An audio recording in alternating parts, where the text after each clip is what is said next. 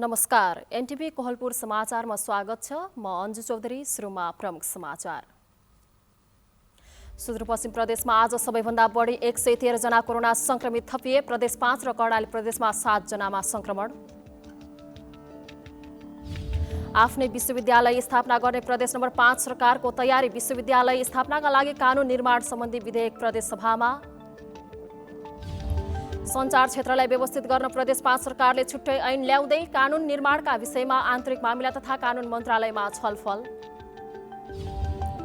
Very Babai आयोजनाको लगानी modality परिवर्तन गरिएकोमा बाँके र बर्दियाका किसानहरूको विरोध। विद्युतभन्दा सिँचाइ प्राथमिकतामा हुनुपर्नेमा जोड। र दार्चुलाको अपिहिमाल गाउँपालिकामा देशकै लामो पदमार्ग निर्माणको काम अन्तिम चरणमा। 5000 सिडी बनिसके, अब 3000 बाँकी।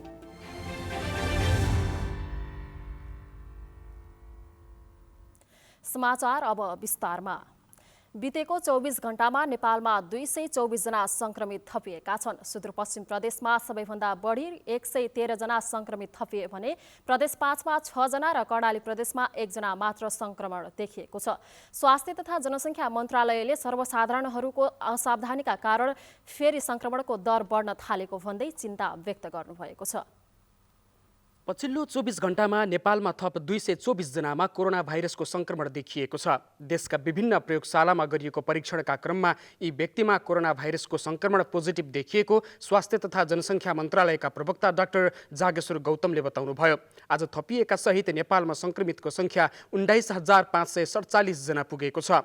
शुक्रबार थप 151 जना कोरोना संक्रमण मुक्त भएका छन्। यो सहित नेपालमा हालसम्म 14,379 जना संक्रमितहरू उपचारपछि निको भएका छन्। 24 घण्टा यता 4 जनाको मृत्यु भएसँगै नेपालमा हालसम्म 56 जना संक्रमितको मृत्यु भएको छ।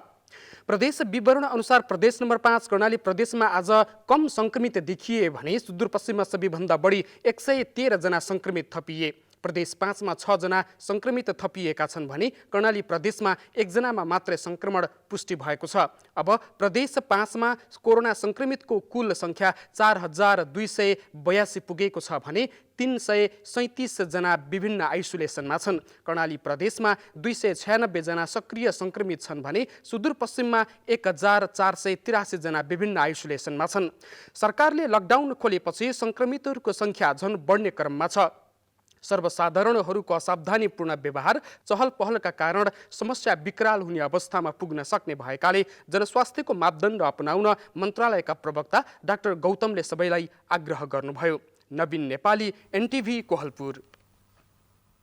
लकडाउन खुलेसँगै कोरोनाको संक्रमण बढ्न थालेको छ। बजार क्षेत्रमा भिडभाड बढ्न थालेपछि त्यसले संक्रमणको जोखिम पनि बढाएको छ। बाँकेमा पनि कोरोना संक्रमण फैलिन थालेपछि स्थानीय प्रशासनले आइतबारदेखि जिल्लामा निषेधाज्ञा घोषणा गरेको छ। निषेधाज्ञा कार्यान्वयन गराउन कोहलपुर नगरपालिकाले पनि कडाई गर्ने जनाएको छ। सरकारले लकडाउन हटाएसँगै नागरिकलाई सहज मात्रै भएन, सहजतामा ख्याल नगर्दा कोरोनाको संक्रमण पनि बढ्यो। सरकारले लकडाउन हटाएपछि नागरिकले स्वास्थ्य सावधानी नअपनाएका कारण संक्रमण बढेको बुझाइ छ कोहलपुर नगरपालिकाका जनस्वास्थ्य अधिकृत डिलिराज पोखरेलको। स्वास्थ्य शाखा प्रमुख समेत रहनुभएका पोखरेलले लकडाउन हटाउनु भनेको संक्रमण अन्त्यको अवस्था नभएकाले संक्रमण नियन्त्रण बाहिर जान सक्नेतर्फ सचेत रहन आग्रह गर्नुभयो। विश्व स्वास्थ्य सङ्गठन र नेपाल सरकारले तय गरेका निर्णयहरू, नीति निर्देशनहरू राम्रोसँग पालना नगर्दा नै यो चाहिँ सङ्क्रमणको दर उच्च भएको जस्तो लाग्छ।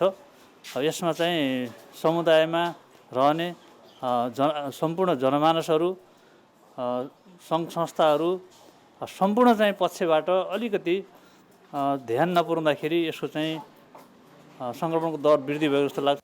नागरिकले लकडाउन र त्यसपछिको अवस्थामा पनि स्वास्थ्य सतर्कताका उपाय नअपनाएका कारण कोरोना भाइरसको संक्रमण फेरि बढ्न थालेको कोहलपुर नगरपालिकाका प्रमुख लुटबहादुर रावतको भनाइ छ।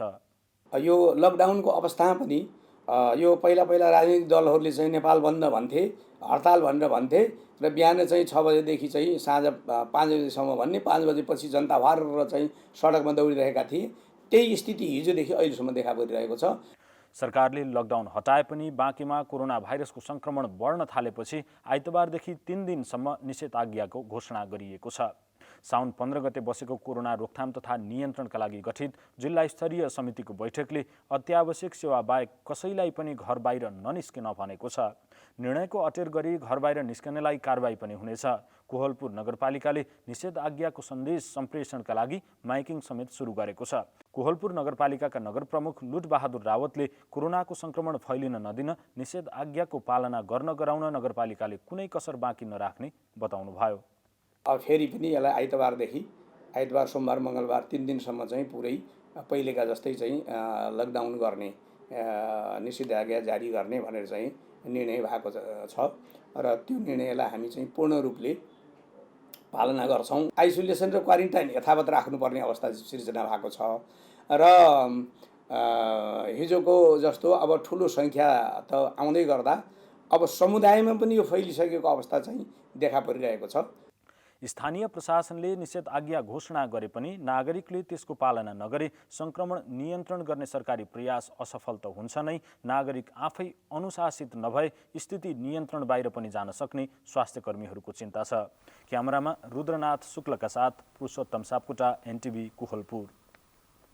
कोरोना संक्रमण फैलिन थालेपछि बाँके प्रशासनले जिल्लाभर अत्यावश्यक बाहेक घर बाहिर जान नपाउने गरी आइतबारबाट 3 दिनका लागि निषेधाज्ञा जारी गर्ने निर्णय गरेको छ। कोरोनाको संक्रमण रोक्न यो त भयो सरकारी प्रयास, नागरिकसँग सरोकार राख्ने निकाय वा व्यवसायीहरूको सावधानी कस्तो छ त? यस विषयमा हामीले कोहलपुर क्षेत्रका केहीलाई सोधेका छौँ। हेरौँ उनीहरूको भनाइ।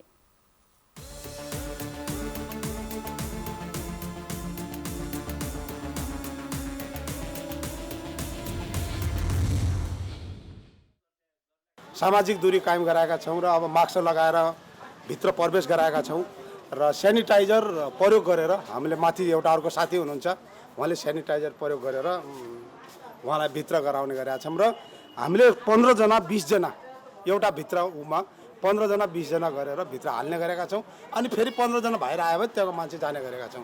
तर आज म्याक्सिमम भोलि बन्द हुने हल्लाले गर्दाखेरि आज बढी भिड छ। त्यही हामी सुरक्षा अब त्योभन्दा अरू विकल्प केही गर्न सकेका छैन। मास्क लगाएको के लाने भाइ, दुःख गर्नु पर्यो, अलि दुःख गरेर खानु पर्यो। बेच्छु प्लास्टिकमा राखेर हातमा दिइन यता राखिन्छ, अहिले उता राखिन्छ।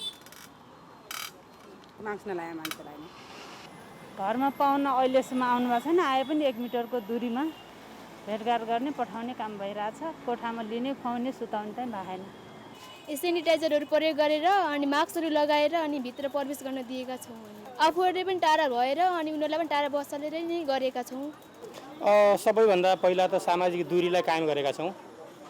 त्यसपछि अब यसबाट न्यूनीकरण गर्नका लागि, सङ्क्रमणबाट बच्नका लागि मास्क, सेनिटाइजर प्रयोग गरिरहेका छौँ र साबुन पानीले हात धुने बेला बेलामा गरिरहेका छौँ र सबै परिवारहरूले सचेतना अपनाएर हामीहरूले यो कार्यहरू गरिरहेका छौँ र अरूलाई पनि हामीले कन्भिन्स गर्दै अब जनचेतना गराउने काम गरिरहेका छौँ। कोरोना भने जो कोहीसँग पनि हुनसक्छ र हामी व्यक्तिगत रूपमा आफूले सजगता अपनाउनुपर्छ र एकले हामीभन्दा अगाडिको व्यक्तिसँग कोरोना छ उसँग म सतर्क हुनुपर्छ भनेर हामी सजगता अपनायौँ भने यो हामी नजिक नआउन सक्छ।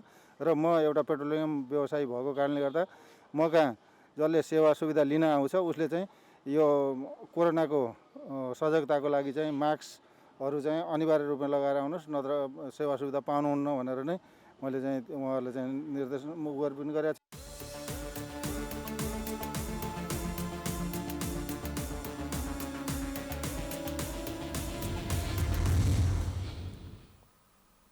समाचारको क्रम जारी नै छ। अहिलेलाई एकैछिनको विश्राम।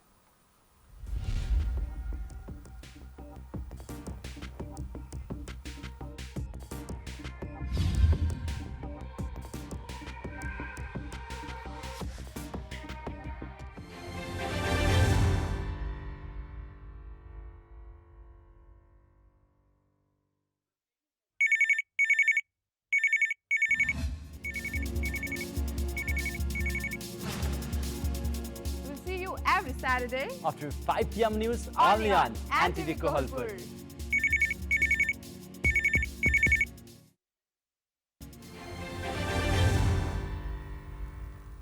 विश्रामपछि समाचारमा पुनः स्वागत छ। अब बाँकी समाचार।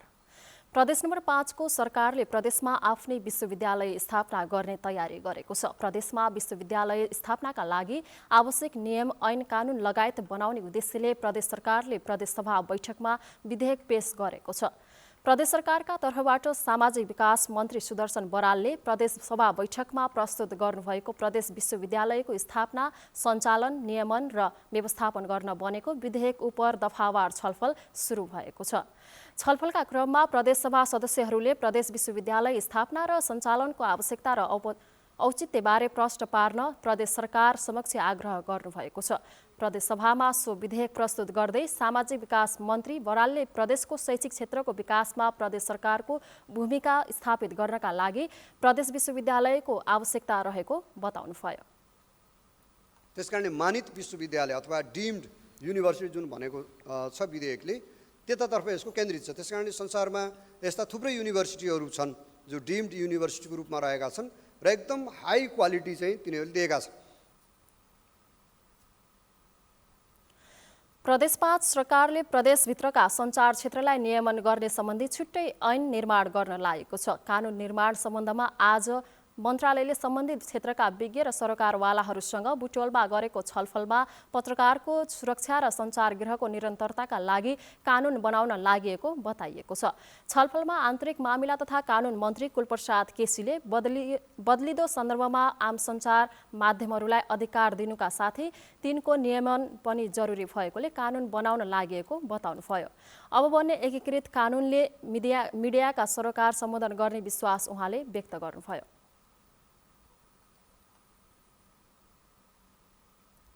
कार्यक्रममा आन्तरिक मामिला मन्त्रालयका सचिव रविलाल पन्त, महान्यायाधिवक्ता ठाकुर डीसी, कानुन मस्यौदाका सदस्यहरू राजेन्द्र थापा र खुमाकान्त पौडेलले सरोकारवाला मिडियाकर्मीहरूको सरोकारलाई कानुन निर्माणका क्रममा समेटिने बताउनुभयो। छलफलमा नेपाल टेलिभिजन कोहलपुरका प्रमुख निराजन खनालले आधुनिक समयमा मिडियाले खेलेको भूमिकाले यसको परिभाषालाई नै बदलिदिएकोले सञ्चार माध्यमको त्यो बहुआयामिक पक्षलाई नयाँ कानुनले समेट्नुपर्ने सुझाव दिनुभयो। एउटा कानुनका विषयहरूलाई ल्याएर एकदम एकीकृत मोडेल कानुन बनाउने कुरा चाहिँ धेरै गम्भीर कुरा थियो र लामो समय साथीले ड्राफ्टिङमा टाइम गुजार्नु। छलफलमा आम सञ्चार माध्यमहरू, रेडियो, टेलिभिजन तथा अनलाइन र पत्रकारिता क्षेत्रसँग सम्बन्धित संस्थाका प्रतिनिधि र पदाधिकारीहरूले मौलिक हक र प्रेस स्वतन्त्रताको ग्यारेन्टी हुने गरी कानुन निर्माण गर्न सुझाव दिनुभएको थियो। इजाजत पत्र रद्द गर्न सकिनेछ भनेर यो चाहिँ संविधानको प्रतिकूल पनि हुनसक्छ। प्रेस स्वतन्त्रता सम्बन्धी नेपालको संविधानले जुन मौलिक अधिकार प्रत्याभूत गरेको छ त्यसको उल्लङ्घन हुन प्रतिकूल हुनसक्छ र सँगसँगै दफा 40 सम्म यो बाँझिएको देखिन्छ।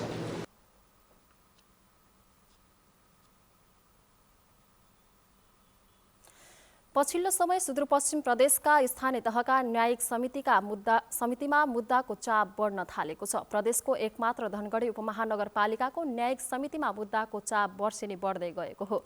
विगतमा सामान्य घरायसी विवादकै लागि अदालत पुग्नेहरू हाल स्थानीय तहको न्यायिक समितिमा पुग्न थालेको उपमहानगरपालिकाका उपप्रमुख सुशीला मिश्र भट्टले बताउनुभयो। न्यायिक समितिमा जग्गा विवाद, घरायसी विवाद र महिला हिंसाका मुद्दाहरू बढी आउने गरेको उपप्रमुख भट्टको भनाइ छ। तर मुद्दामा संलग्न व्यक्तिहरू समयमा नआइदिँदा राजनीतिक दबाव र पीडितसँग कुरा गर्ने छुट्टै इजलास नहुँदा भने समस्या आइरहेको उपप्रमुख मिश्रको भनाइरहेको छ। भइसक्यो भन्ने किसिमका कुराहरू सोध्नकै लागि आउँछन्, निवेदनै लिएर आउँछन्। हामीले उहाँहरूलाई एउटा सही पनि सल्लाह दिने गरेका छौँ। भेरी बबई डाइभर्सन बहुउद्देश्यीय सिँचाइ र जलविद्युत आयोजनालाई कम्पनी मोडलमा लैजाने गरी लगानी मोडालिटीको निर्णय भएपछि बर्दिया र बाँकेका किसानहरूले विरोध गरेका छन्। ऊर्जा, जलस्रोत तथा सिँचाइ मन्त्रालयले जनताको जलविद्युत कार्यक्रम अन्तर्गत भेरी बबई डाइभर्सन बहुउद्देश्यीय आयोजनाले लगानी मोडालिटीमा परिमार्जन गर्दै सिँचाइ कार्यलाई दोस्रो प्राथमिकतामा राखेपछि कृषकहरू आन्दोलित भएका हुन्। भेरी बबई डाइभर्सन बहुउद्देश्यीय आयोजनाको सुरुवाती चरणमा बर्दिया र बाँके जिल्लाका करिब 51,000 हेक्टर जमिनमा 12 महिना सिँचाइ गर्ने कार्य पहिलो प्राथमिकता र आयोजनाबाट उत्पादन हुने बिजुलीलाई दोस्रो प्राथमिकतामा राखिएको थियो। तर हाल प्रस्तावित कम्पनी मोडलमा बिजुली उत्पादनलाई प्रमुख प्राथमिकता दिएको छ। बर्दिया र बाँकेका कृषकहरूले पानीमा र कम्पनीको सेयर बाँडफाँडमा विशेष अग्राधिकार सहितको व्यवस्था गर्न माग गरेका छन्। समाचारको क्रम जारी नै छ, एकैछिनको विश्राम।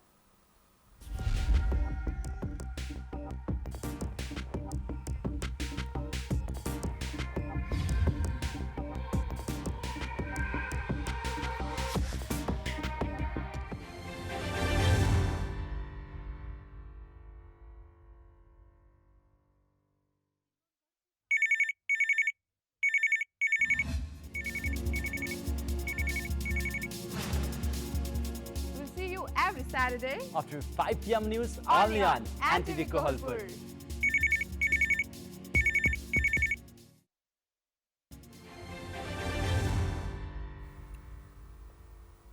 तपाईं एनटिभी कोहलपुर हेर्दै हुनुहुन्छ। अब बाँकी समाचार। सुदूरपश्चिम क्षेत्रीय अस्पताल दिपायलले सेवा विस्तार गरेपछि बिरामीहरूको भिड लाग्न थालेको छ। अस्पतालले विभिन्न रोगको उपचारमा आवश्यक सेवाहरू दिन सुरु गरेपछि बिरामीहरूको चाप बढेको हो। पश्चिम क्षेत्रीय प्रहरी अस्पताल दिपायलले पछिल्लो समय सेवा विस्तार गरेसँगै बिरामीहरूको मन जित्दै छ। अस्पतालमा निमित्त कार्यालय प्रमुख डाक्टर बबिता गजमेर आएसँगै सेवा विस्तार गरेपछि बिरामीहरूको मन जित्नका साथै सो अस्पतालमा बिरामीहरूको भिड लाग्ने गरेको छ। 2053 सालमा स्थापना गरिएको अस्पतालमा 15वटा शय्या रहेका छन्। 15 शय्याको अस्पताल भए पनि सेवा दिन असमर्थ रहेको अस्पतालमा अहिले बहिरङ्ग सेवा, फार्मेसी सेवा, डिजिटल एक्सरे सेवा, ल्याब सेवा, अल्ट्रासाउन्ड सेवा, डट सेवा र फिजियोथेरापी लगायतका सेवालाई सर्वसुलभ र प्रभावकारी बनाएपछि अस्पतालप्रति सबैको विश्वास बढेको अस्पतालका प्रवक्ता खडक भुत्याले बताउनुभयो। धेरै डाक्टर साहबहरुसँग काम पनि गरिसके। डाक्टर साहबहरुको एउटा मलाई के तरिका लाग्यो भने एउटा 6 महिना हो, 6 महिनामा के गरौँ भन्ने थोरै मात्रै मान्छेहरू भेटियो भने थोरै डाक्टर साहबहरुमा त्यस्तो जोश फुर्ती देखियो। तर जुन चाहिँ अहिलेको डाक्टर साहब डाक्टर बबिता हुनुभयो, डाक्टर बबिता आएदेखि चाहिँ हामीले जुन उल्लेख्य सफलता प्राप्त गरेका छौँ। उहाँहरूको पब्लिक रिलेसनदेखि लिएर जनतासँगको जुन अवेरनेस प्रोग्राम छ र रोग के हो, रोगसँग हामी कसरी लड्ने, हामीले के गर्न सक्छौँ आदि जस्ता यस्ता कुराहरूमा उहाँ धेरै अगाडि बढ्नुभयो र उहाँको जुन चाहिँ अग्रसरता हो, यो अग्रसरतामा हाम्रो हस्पिटलले अहिले ठुलै चाहिँ योगदान पाए। अस्पतालमा गरिने उपचार पद्धति राम्रो भएको र सेवा दिन आउने स्वास्थ्यकर्मीले बिरामीप्रति गर्ने व्यवहार राम्रो भएको बिरामीहरूले बताएका छन्। अस्पताल हाताभित्र दिपायल सिलगढी नगरपालिकाको सहयोगमा सर्पदंश सेवाका लागि भवन निर्माण भइरहेको र छिट्टै सेवा विस्तार गरिनुका साथै अन्य सेवा विस्तारका लागि आफूले समन्वय गरिरहेको अस्पतालका डाक्टर बबिता गजमेरले बताउनुभयो। सुदूरपश्चिममा प्रहरीको प्राविधिक प्रहरीको हिसाबले हेर्दाखेरि चाहिँ एकदमै कम देखिएको छ। त्यसमा चाहिँ त्यसको लागि चाहिँ हामीले पहल गरिरहेका छौँ होइन, स्टाफहरूको कुरा गऱ्यो। अर्को तेस्रो नम्बरमा भनेको चाहिँ यो अस्पताल धेरै पुरानो भए तापनि यसले अझै यसको चाहिँ वृद्धि विकास गर्नलाई यसले चाहिँ अझै धेरै प्रभावकारी ढङ्गले चाहिँ हाम्रो पब्लिकलाई चाहिँ सेवा सुविधा दिन अथवा हाम्रो प्रहरीलाई नै सेवा सम्पन्न बनाउन लागि चाहिँ हामीले चाहिँ यसमा अझ डक्टरहरूलाई एकजना सिनियर कन्सल्टेन्ट आएर चाहिँ त्यसमा अनि अरू इन्सपेक्टरहरू एमबिबिएसको 2जना डक्टरहरूले आइदियो भने चाहिँ अझै राम्रोसँग प्रभावकारी ढङ्गले धेरैवटा चाहिँ सेवा सुविधाहरू दिन सकिन्छ जस्तो लागेको छ। हाल सो अस्पतालले प्रहरी कर्मचारी, पूर्व प्रहरी कर्मचारी परिवारलाई निःशुल्क र सर्वसाधारणलाई सरकारी अस्पतालले दिने सुविधा सरह सेवा दिँदै आएको छ। नेपाल टेलिभिजन समाचारका लागि सुभाष नेपाली, सुदूरपश्चिम प्रदेश, डोटी। दार्चुला जिल्लामा बनिरहेको देशकै लामो पदमार्गको निर्माण अन्तिम चरणमा पुगेको छ। पदमार्ग अप हिमाल गाउँपालिकाको ऐतिहासिक महत्त्व बोकेको सिद्धमकरी कोटमा पर्दछ। नेपालको एकीकरण हुनुभन्दा पहिले मल्देश राज्यमा शासन गर्ने राजा जातरसिंहको मकरीकोट दरबारसम्म पुग्ने 1800 मिटर लामो क्षेत्रमा अहिले अप हिमाल गाउँपालिका संघीय सरकार र प्रदेश सरकारको सम्पूरक कोषबाट लगानी रहने गरी पदमार्ग निर्माण भइरहेको हो। राजा जातरसिंहले नुहाउने बसधारा धाम मकरीघाट क्षेत्रदेखि राजाको दरबार मकरीकोटसम्म झण्डै 5000 सिँढी बनेका छन् भने बाँकी 3000 सिँढी बन्ने क्रममा छन्। निर्माण कार्यको प्रगतिको बारेमा बताउँदै अपी हिमाल गाउँपालिका अध्यक्ष धर्मानन्द सिंह मन्याल, सिद्धमकरीकोट पदमार्ग एउटा ऐतिहासिकतामा आधारित रहेर हामीले पर्यटकीय पदमार्गको रूपमा विकास गर्न खोजेका छौँ।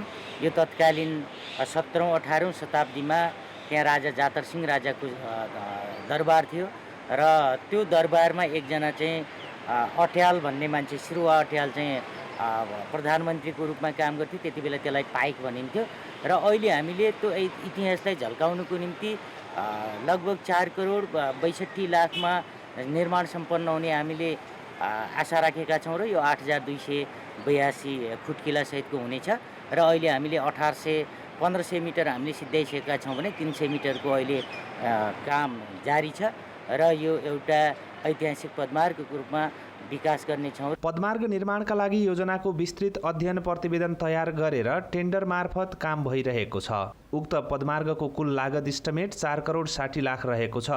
हाल योजनामा 1 करोड 50 लाख रुपैयाँ खर्च भइसकेको छ। पदमार्ग निर्माणको काम एलबी कन्स्ट्रक्सनले जोइन्ट इभेन्टमा गरिरहेको छ। पदमार्ग निर्माणपछि समग्र दार्चुला जिल्लाको पर्यटन प्रवर्धनमा टेवा पुग्नुका साथै अपी हिमालको मुख्य आकर्षणको केन्द्र बन्ने स्थानीयले बताएका छन्। यो विकासको काम चाहिँ एउटा अपी गौरवको योजना हो र यो योजना अब अन्तिम चरणमा पुगिसकेको छ। अब कमसेकम 200-300 मिटर बन्न मात्रै बाँकी छ बाटो र यो बनिसकेपछि पर्यटकीय हिसाबले त फाइदा छँदैछ। पर्यटकीय महत्त्व बोकेको बाटो हो, यो मार्ग हो र जनतालाई अन्य सुविधा भन्दाखेरि जनतालाई यो बाटो बनिसकेपछि अथवा अहिले बनिन सक्दाको अवस्थामा पनि जनताहरूलाई हिँड्नका लागि एकदमै सोझो बाटो क्या, छिटो बाटो पनि सोझो पनि बाढी पहिरोको हिसाबले है इत्यादिले पनि चाहिँ यो सुरक्षित बाटो हो। त्यस किसिमले यो हाम्रो निकै फाइदाजनक बाटो हो। यो नेपाल टेलिभिजनका लागि कृष्ण धामी, सुदूरपश्चिम प्रदेश, दार्चुला। अब आर्थिक समाचार।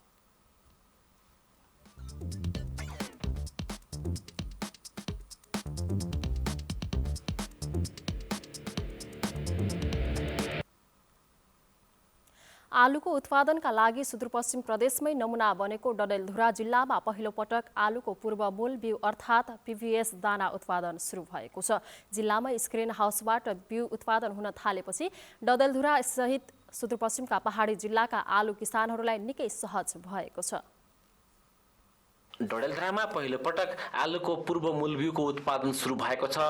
डडेलधुराको अमरगढी नगरपालिका र गन्याधुरा गाउँपालिकामा आलुको पूर्व मूल बिउको उत्पादन सुरु भएको हो। अमरगढी नगरपालिकाको तडीबाट र गन्याधुरा गाउँपालिकाको भातखाडामा निर्माण गरिएको स्किन हाउसबाट यो वर्ष पहिलो पटक 70,000 आलुको भाइरस मुक्त पूर्व मूल बिउको दाना उत्पादन भएको छ।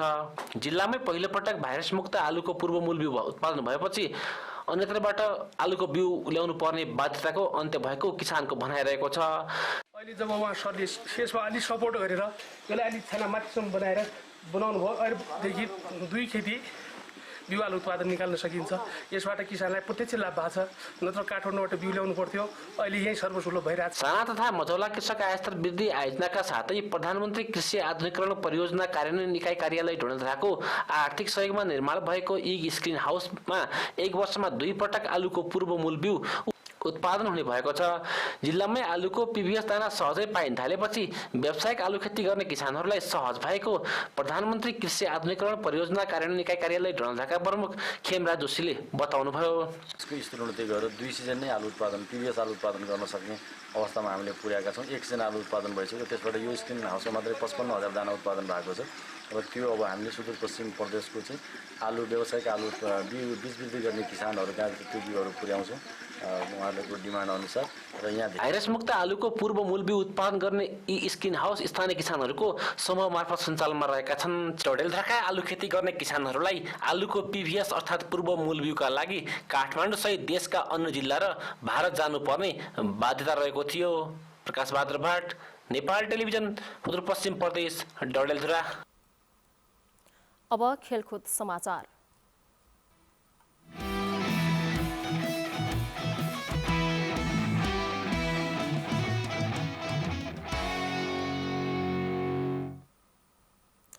अखिल नेपाल फुटबल सङ्घ एन्फाले प्रशिक्षणका लागि काठमाडौँ बोलाइएको खेलाडीहरूको पीसीआर परीक्षण काठमाडौँ प्रवेश गरेको 5 दिनपछि मात्रै हुने जनाएको छ।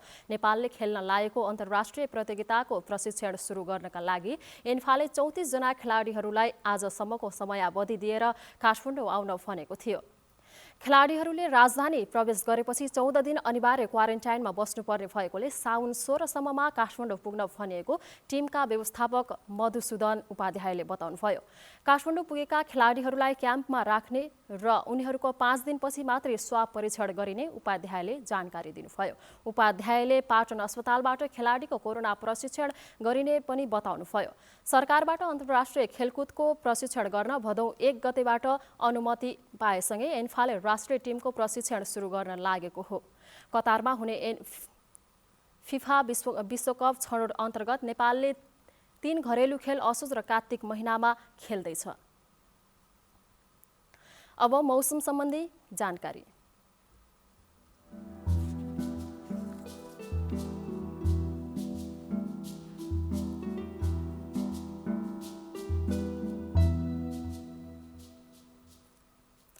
देशभर मौसम सामान्य बदलिरही धेरै स्थानहरूमा हल्कादेखि मध्यम वर्षाको सम्भावना रहेको छ। आज राति प्रदेश 5 र सुदूरपश्चिम प्रदेशका 1 वा 2 स्थानहरूमा भारी वर्षाको सम्भावना रहेको छ। यसैगरी सुदूरपश्चिम प्रदेशका हिमाली जिल्लाहरूमा वर्षासँगै हल्का हिमपातको समेत सम्भावना रहेको जल तथा मौसम पूर्वानुमान महाशाखाले जनाएको छ। भोलि पनि यी प्रदेशहरूमा हल्कादेखि मध्यम वर्षाको सम्भावना रहेको छ। अब मौसम सम्बन्धी थप विवरण।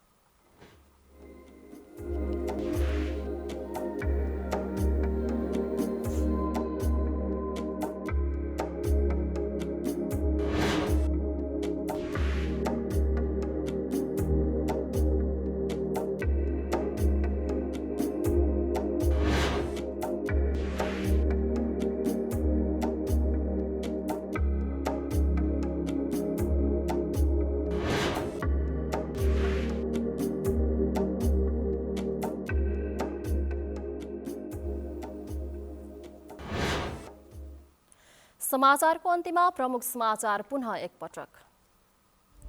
सुदूरपश्चिम प्रदेशमा आज सबैभन्दा बढी 113 जना कोरोना संक्रमित थपिए। प्रदेश 5 र कर्णाली प्रदेशमा 7 जनामा संक्रमण।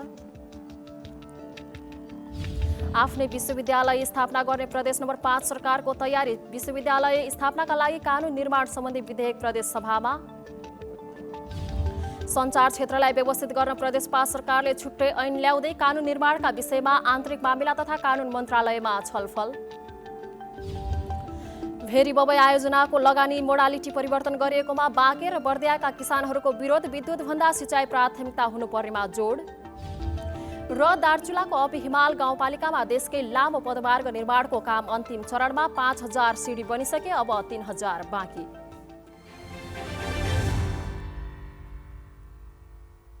हवस् त, अहिलेलाई समाचारको सिलसिला यति नै। बिदा दिनुहोस्। नमस्कार।